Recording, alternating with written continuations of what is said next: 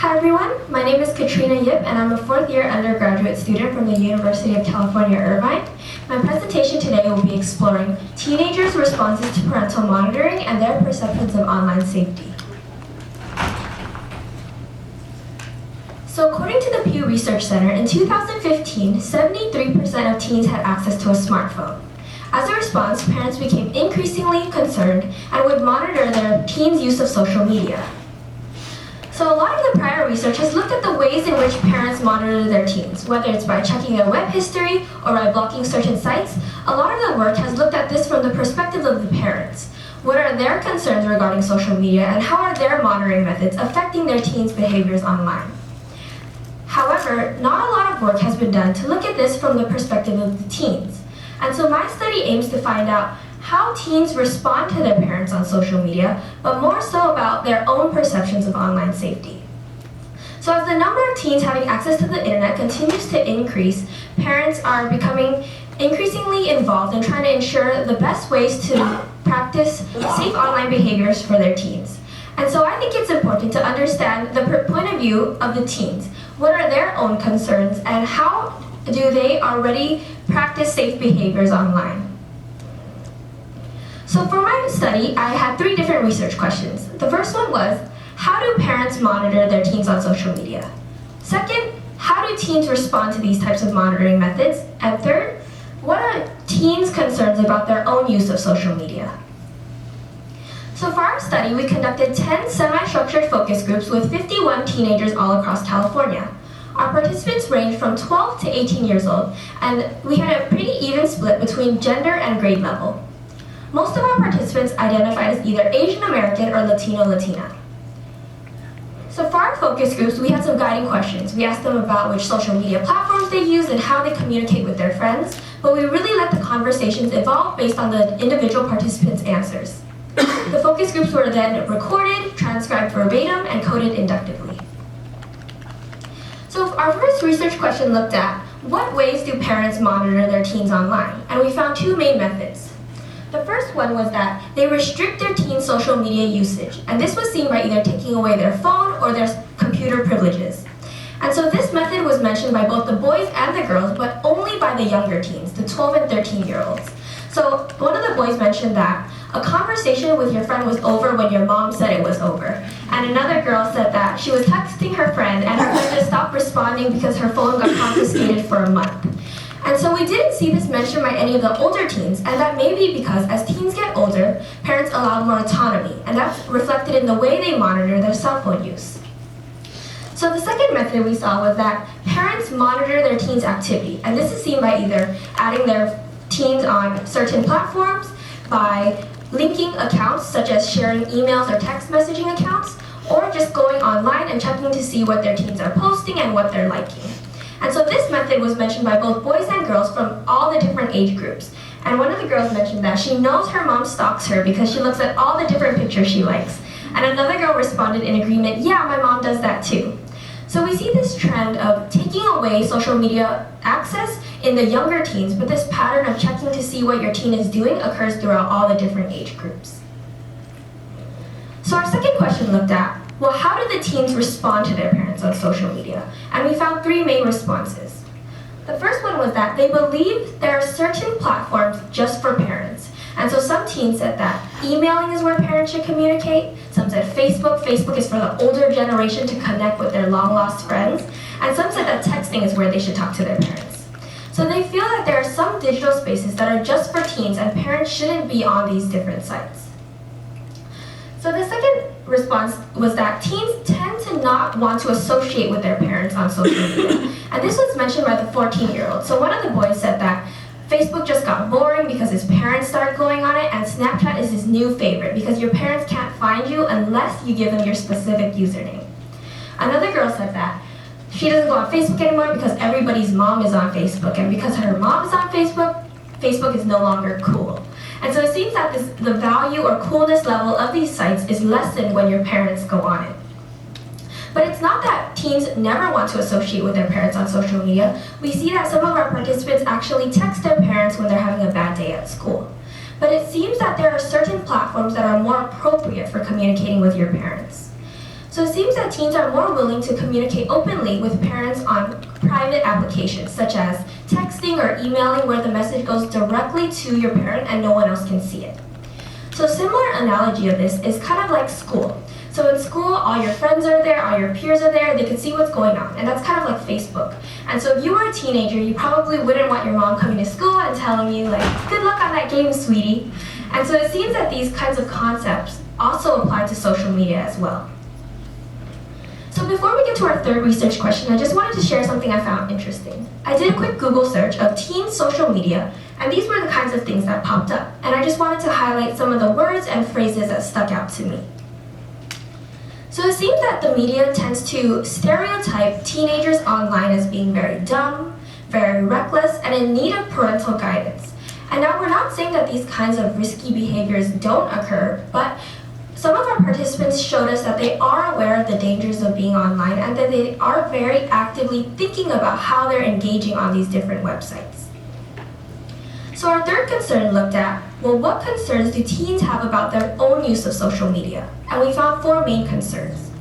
The first concern they had was about sharing appropriate content. So a lot of the teens mentioned that before they post something, they would think about whether their parents or friends' parents would approve of it. And so this was mentioned by all the different age groups, but interestingly, only mentioned by the girls. So some of the younger girls would say that they would never post an inappropriate picture on Instagram. They wouldn't say something mean or do something to hurt someone, and they really have to think about whether their parents will approve of what they're posting. Some of the older teens said that they personally take into account of what their parents and family will see and how people will perceive them because they know that social media is permanent. So teens are mindful about the appropriateness of what they're posting and they are considering their audience. So the second concern was what others post. And so this was mentioned by both boys and girls of all the different age groups. Some of the participants mentioned that when they meet someone new, they'll first look to see their Instagram or their Facebook. They'll see if they look like a good person. They're looking to see if they post pictures with guns, with drugs, are they going to too many parties and raves? They're looking for indications of deviant behavior.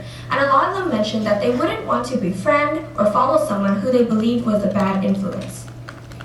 Another trend that is common among the teenagers, especially the younger teens in middle school, is giving TBH. So TBH stands for to be honest. And so teens are giving honest posts on each other's walls. And so we asked them, are these posts ever mean? And one of the girls said, oh no, you wouldn't say something like, to be honest, you have a big forehead, because that's cyberbullying. And so teens are actively looking to see who's following the social norms of these platforms. And not only are they thinking about what they're posting, they're constantly evaluating their friends, new acquaintances, and peers for the appropriateness of what they're posting as well. So the third concern they mentioned was that social media is distracting and addicting. And so this was mentioned by both boys and girls of the different age groups. One of the girls mentioned that she refrains from opening too many different accounts because she knows that if she does, she'll be spending too much time online and it will be distracting for her health. And so teens do realize that spending too much time online can be detrimental towards their health and their productivity. So the last concern that they had was about their content being viewed, being saved, and being shared without consent. So a lot of the teens mentioned certain apps feeling safer than others, and a lot of them said they feel Snapchat is more safe. So one of the boys said he feels safe on Snapchat because you can only find someone if you know their specific username, whereas on Facebook you can just find someone if you know their name. Another feature about Snapchat that they felt was safe was that when someone saves your photo, you get notified. So for example, if I saved your Snapchat, it would say, Katrina Yip took a screenshot of your snap, so you know exactly who is saving your photos. Whereas on Facebook or Instagram, you have no idea who's saving your things and potentially spreading them around. So another question we asked was, if you were to meet someone new, which platform would you add them on? And we got a variety of different answers. Some teens said they would add on Facebook, some said email, some said Instagram, but their explanations were generally the same. They would give a platform that didn't reveal too much information about them. So one of our participants said that he would give his email because you can't do anything with an email. There's no personal information on it. And so I've made a diagram here mapping out the general spectrum of intimacy between these different sites. So it seems that in general, email, Instagram, and Facebook are less intimate because even if you add someone on these sites, you don't need to directly communicate with them. So one of our participants said that when he meets someone new, he'll first add them on Instagram. He'll look to see what they post, and if they seem like someone that he wants to be friends with or hang out with, then he'll add them on Snapchat. So it seems that texting, phone number, and Snapchat are more intimate because there is that direct communication going on. So teens are very mindful about which sites reveal more information, and they're very cognizant about which ones they're giving to new acquaintances, to peers, friends, and even closer friends. So from our study, we've gathered that parents are very concerned about social media use in teens, and they're taking active measures to monitor their teens, whether it's by taking away their phone or computer privileges, or by simply going online to see what their teens are doing. Teens tend to view parental monitoring negatively, not because they don't want to interact with their parents, but because these are perceived to be peer spaces, and having your parents on them is kind of an intrusion of privacy. But we do see that some of our participants use social media to seek emotional support from their parents. And lastly, teens do share some of the same concerns that their parents and other adults have about social media. They're very conscientious about the appropriateness of their posts, and they're actively thinking about their privacy settings and who can view their posts. And so this all seems to go against this widespread conception that teens don't know anything about social media safety. And so knowing this, how can we help both parents as well as the teens? So it seems that parents are just wanting to ensure that their teens are being safe online, whereas teens are increasingly seeking autonomy away from their parents. And so when parents are enforcing these strict rules, such as taking away your phone or reading through your text messages, teens can be very frustrated and want to close off from their parents.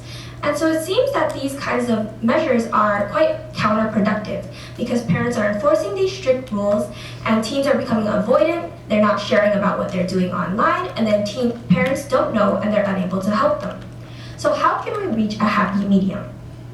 I think it's important to encourage open conversations about social media safety between parents and their teenagers. And so despite society's misconceptions that teens don't know anything, we've seen that some teens share very clear concerns about social media safety. And if they're able to go into a conversation with their parents to share this experience, this knowledge, without being reprimanded, the conversation may be a lot more productive that way. And so parents are able to see what they know and assess and fill in the gaps of what they don't know. For example, a lot of our participants mentioned that they're very concerned with strangers viewing their things, but they seem to only be worried about strangers. Now, parents can come in and help them to realize sometimes it's not only strangers you need to be worried about. Sometimes your peers and even your friends can be using this information against you. And so, as I mentioned, a lot of our participants identify as either Asian American or Latino-Latina.